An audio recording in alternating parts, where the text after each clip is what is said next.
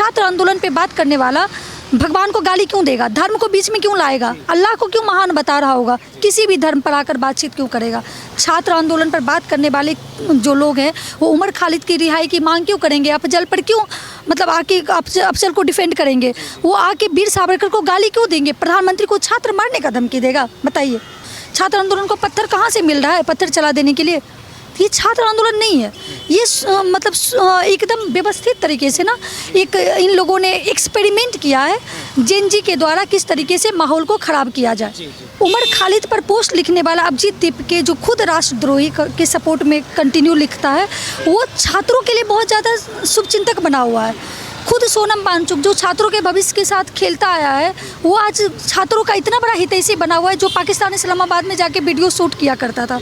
आज ये लोग इसलिए बैठे कि इनको इनकी दुकान चलानी है, ये किसी भी तरीके से भारत में अराजकता का माहौल बनाना चाहते हैं और कोई वजह नहीं है। सिर्फ ये अराजकता का माहौल बनाने के लिए इस तरह का माहौल क्रिएट कर रहे हैं, क्योंकि ये छोटा छोटा ट्रायल ले रहे हैं कि भारत को किस तरीके से नेपाल या बांग्लादेश जैसा बनाया जा सके। बाकी इनको छात्रों के मुद्दों से कोई लेना देना नहीं। अगर इनको छात्रों के मुद्दों से लेना देना होता तो ये सरकार से कल बातचीत के बाद सरकार जब बातचीत के लिए आगे आई तो ये मुद्दों को खत्म कर देते। सोनम वांगचुक के पिताजी ने भी धरना दिया था। उस समय की तत्कालीन प्रधानमंत्री आदरणीय श्रीमती इंदिरा गांधी जी गई थी, उन्होंने धरना को खुलवाने का प्रयास किया था और उनसे बातचीत करके धरना को सॉल्व किया था। अब सोनम वांगचुक पे आइए। सोनम वांगचुक विदेशों से पैसा लिया करते थे, विदेशी फंडिंग थी उनके पास। उनकी फंडिंग 2025 में रोक दी गई। उनकी फंडिंग रोकने के बाद उनको याद आ गया कि नहीं, नीट पे तो नीट का पेपर लीक हो गया तो स्टूडेंट के साथ अत्याचार हो रहा है। अब उनकी नई दुकान खोलनी थी, नई दुकान खोल के वो चले आए जंतर मंतर। जंतर मंतर आने के बाद इन्होंने राष्ट्र विरोधी जितने लोग थे इनको एक तरीके से जमा किया। कल तक जो लोग राष्ट्र विरोधी थे एक रात में उस जनता की आवाज़ बन गए, और जब जनता जैसे ही सड़कों पे आई तो उनका असली चेहरा दिखने लगा। वो धर्म कभी मतलब धार्मिक बात करके धर्म की अराजकता फैलाने का काम कर रहे थे, तो कभी वो सरकार को टारगेट कर रहे थे, कभी वो प्रशासन की मॉब लिंचिंग की बात कर रहे थे, कभी अभी देखिए ना 2 वीडियो एक साथ वायरल हो रहा है। एक वीडियो कोटा का वायरल हो रहा है जिसमें एक्चुअल छात्र दिख रहे हैं, जो कम एज के पढ़ने लिखने वाले जो 10+2 के छात्र हैं, वो सीधे छात्र देख के समझ में आता है। इस प्रदर्शन में बताइए आपको कौन छात्र दिख रहा है? एक भी छात्र इसमें छात्र क्यों आएगा इस तरह की सड़कों पे? आप बताइए ना, छात्र आए। एक बात बताइए, एक लोकतंत्र देश में मांग रखने के कई तरीके। मांग रखने का ये तरीका है कि आप सार्वजनिक जगहों पर आगजनी कीजिए, आप किसी को पकड़ के मारिए, महिला पत्रकारों के साथ मतलब गलत वार्तालाप कीजिए। एक पढ़ा लिखा छात्र संविधान के लिए जवाबदेही लेता हुआ नागरिक बनता है। ये लोग जवाबदेही वाले नागरिक होते तो ये महिलाओं के साथ बदसलूकी करते? महिला पुलिस तक को इन लोगों ने नहीं छोड़ा, उनके भी हाथ तोड़े हुए हैं। अच्छा, जिस तरह से संसद को घेरना, कल संसद तक पहुंच गए ये जो प्रदर्शनकारी, क्या समझ में आता क्या नेपाल और श्रीलंका जैसी हालात देश में पैदा करने? ये समय समय पे इनका प्रयोग चलता रहता है। कभी किसानों को आगे करते हैं, कभी महिलाओं को आगे करते हैं, कभी बच्चों को आगे करते हैं, ताकि किसी भी तरीके से इनको समझ में आए कि माहौल किस तरीके से बिगाड़ा जा सकता है, किसको आगे करके ये सरकार की खिंचाई कर सकते हैं। एक बात बताइए, लोकतांत्रिक सरकार में ये जनता की चुनी हुई सरकार है कि इस तरीके से कौन अपनी बात रखता है? बताइए ना, आगजनी करके कौन अपनी बात रखता है?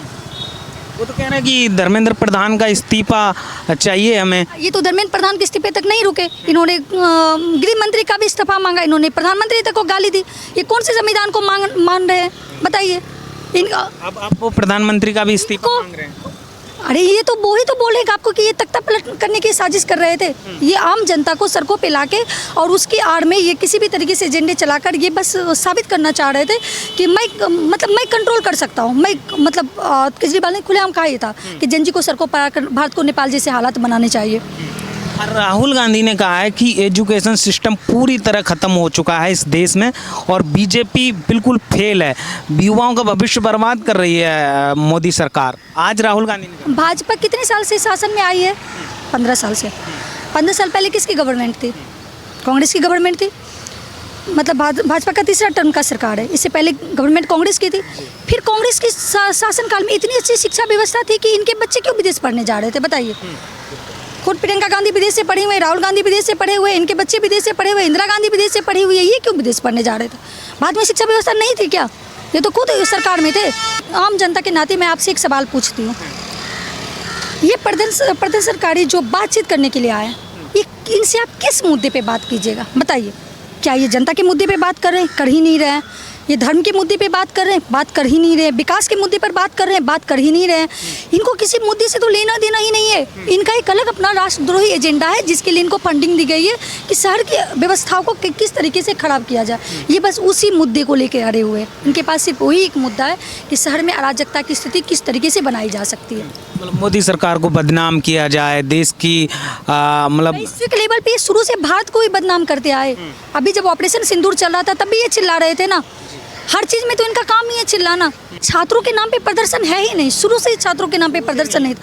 ये बस उनको मिसगाइड करके सड़कों पे लाने का तरीका था ताकि लोगों को लगे कि वो उनकी बात रख रहे हैं, जबकि ऐसा कुछ भी नहीं था। केरला में इनकी सरकार है ना, कम्युनिस्टों की सरकार है केरला में, कांग्रेस सब मिल की सरकार बना के बैठे हुए। ये अपनी सरकार में क्यों लोगों को मार रहे हैं? वहाँ पे तो प्रदर्शनकारी को मार रहे हैं। अगर प्रदर्शनकारी सही है तो ये अपनी सरकार में क्यों मार रहे हैं? इनको भी पता है कि ये लोग गलत है, लेकिन यहाँ पे इनको विपक्ष की राजनीति करनी है, इनको फंड देना है, इनको किसी भी तरीके से देश में अराजकता का माहौल पैदा करवाना है। तीसरी दिल्ली में कंटिन्यूस को सपोर्ट कर रहा है। तो कांग्रेस तो ये भी कह रही कि जो 12 साल का कार्यकाल मोदी जी का पूरा हुआ है पूरी तरह फेल है इस सरकार, विदेश नीति भी फेल है। तो आपको क्या लगता है ये जो 12 साल का कार्यकाल है सरकार कैसी? अगर कार्यकाल इनका फेल होता ना तो इनको नए नए एजेंडे शामिल करने की जरूरत नहीं पड़ती, जनता खुद ही जवाब दे देती। कार्यकाल इनका सही है इसलिए इनको नए नए एजेंडे लाने पड़ रहे हैं। नए नए में भी सही एजेंडे नहीं लेके पा रहे हैं, ये हमेशा राष्ट्र विरोधी एजेंडा लेके आ रहे हैं। सही एजेंडा एक भी ये नहीं मतलब ला पा रहे हैं। आपने क्या बदलाव देखा इन 12 सालों में? देश में कितना बदलता हुआ देखा? आज वैश्विक लेवल पे भारत की अपनी पहचान है, आप अपनी बात रख सकते हैं एक वैश्विक मंच पे। आज शिक्षा की बात कीजिए, अर्थव्यवस्था की बात कीजिए, या बाकी एक मतलब एक हर तरीके से एक मानवीय संरचना में जिन चीज़ों की रिक्वायरमेंट होती है, रेल, रोड, शिक्षा, अस्पताल, हर चीज़ों पर बदलाव आया। खासकर महिला सुरक्षा पे तो सबसे ज़्यादा सरकार ने काम किया। महिला सुरक्षा सबसे ज़्यादा महिला सुरक्षा पे सरकार ने काम किया है। और कौन सा सबसे अच्छा काम आपको कौन सा लगा बड़े लेवल पे? बड़े लेवल पे, वैश्विक लेवल पे, जिस अंतर्राष्ट्रीय लेवल पे हम लोग कभी अपनी बात नहीं रख पाते थे, आए दिन भारतीयों को कहीं ना कहीं मारा जाता था, आज हम अपनी बात रख पाते हैं। आज वैश्विक लेवल पे हमारी एक आइडेंटिटी है। आज वैश्विक लेवल विश्व आज हम बोलते हैं तो सुनता है, विश्व आज उस चीज़ को फॉलो करता है कि भारत की तरफ से आवाज़ आई है तो हमें उस बात को मानना चाहिए। तो आज हम अपनी बात रख पा रहे हैं, इससे बड़ी बात क्या हो गई? ये एक सशक्त सरकार की पहचान है कि वैश्विक लेवल पे आप अपनी बात रख पा रहे हैं। मतलब मोदी के आने के बाद देश विकसित हुआ है और देश प्रगति कर रहा है। बिल्कुल। आज हमारा सैन्य व्यवस्था देखिए, आज हमारी शिक्षा व्यवस्था देखिए, आज हमारा स्वास्थ्य व्यवस्था देखिए, आज हमारा अंतर्राष्ट्रीय मुद्दा देखिए, हर जगह पे आज हम अपनी बात रख पा रहे हैं। आज हम हर जगह पे मजबूत है। आज हमारी टेक्नोलॉजी भी दुनिया में सबसे अच्छी टेक्नोलॉजी में आ रही है। इवन इंटरनली भी स्ट्रॉन्ग हुए हैं। इवन इंटरनली भी स्ट्रॉन्ग हुए हैं। और इसमें मैं राजश्री जी की ही बात को थोड़ा और आगे बढ़ाते हुए बोलूँगा। जैसे इसमें इनकी मुख्य मांग क्या थी? जो तथाकथित छात्र हैं उनकी मुख्य मांग ये थी धर्मेंद्र प्रधान का इस्तीफा। ये मांग ही गलत है। अच्छा, ये मांग ही बिल्कुल नाजायज है। सशक्त सरकार से, आप जनता की चुनी हुई सरकार से आप रेजिग्नेशन का मांग कर रहे हैं। आप रेजिग्नेशन की मांग के बजाय आप अपनी मांग रखिए ना कि गलत जो है, दोषी जो है, उस पर कार्रवाई करो। मैं दूसरी बात कर रहा हूँ, इसमें एक अलग सिंडिकेट काम कर रहा था। अभी हम नीट पे ही अगर बात करें तो नीट पेपर लीक में एक बिल्कुल सेपरेट सिंडिकेट काम कर रहा था। इसमें प्रधान जी की इन्वॉल्वमेंट कहाँ है? सीबीआई की चार्जशीट आप पढ़िए, उसमें क्या धर्मेंद्र प्रधान का नाम है क्या? फिर तो आप सीबीआई की जांच पे सवाल उठा रहे हो।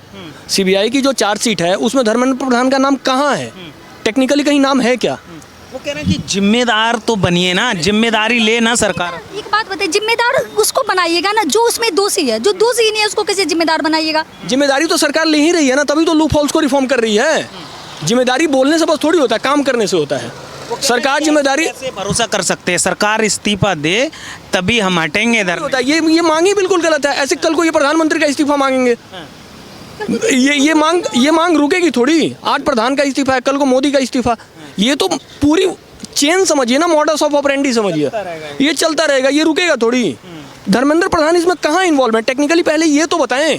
नीट पेपर लीक में सीबीआई ने जो चार्जशीट बनाई है, मैटर कोर्ट में चल रहा है।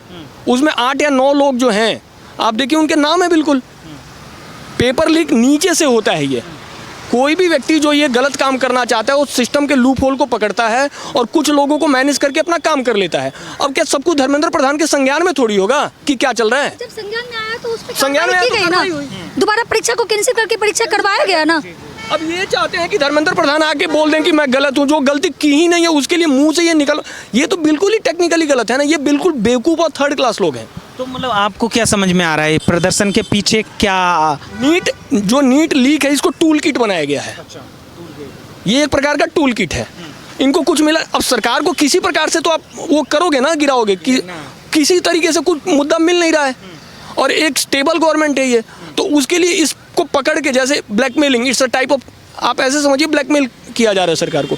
इमोशनल ब्लैकमेलिंग है ये। किसी भी तरीके से अराजकता का माहौल ये फैलाने की साजिश कर रहे हैं। इनका समय समय पे वो चलता रहता है, और इनके पास कोई स्ट्रॉन्ग मुद्दा नहीं है, तो ये छोटे छोटे मुद्दाओं को आगे करके जबरदस्ती जो मुद्दा है भी नहीं उसको बनाने की कोशिश कर रहे हैं। मुद्दा दिखेगा, आज ये दिख रहा है, कल को ऐसे सिस्टम के लूप होल को पकड़ लिया जाएगा, क्योंकि सिस्टम में लूप होल रहेगा ही रहेगा।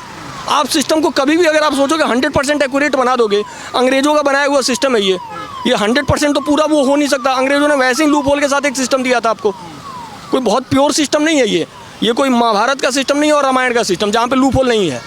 इस सिस्टम में लूप होल रहेगा ही रहेगा, और चोर आदमी उस लूप होल को पकड़ के काम करता है। तो मतलब सरकार ठीक, एक छोटी सी बात बताइए आप, सरकार हम सरकार को तब दोषी मानेंगे ना जब सरकार दोषियों को बचाने की कोशिश करेंगे।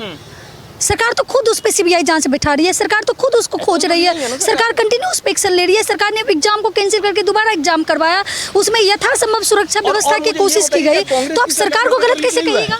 क्या कांग्रेस की सरकार में पेपर लीक नहीं हुआ है? इससे ज़्यादा लीक हुआ है। लीक होता है पता नहीं चलता, यहाँ पता चल गया। ये तो मैं इसके लिए भी सरकार को क्रेडिट दे रहा हूँ। क्या पता सरकार के ही स्ट्रॉन्ग इंटेलिजेंस के कारण ये पता चला कि पेपर लीक हुआ है। कांग्रेस की सरकारों में तो पता भी नहीं चलता था, ये पता चल गया कि पेपर लीक हुआ, ये भी सरकार को ही क्रेडिट जाता है।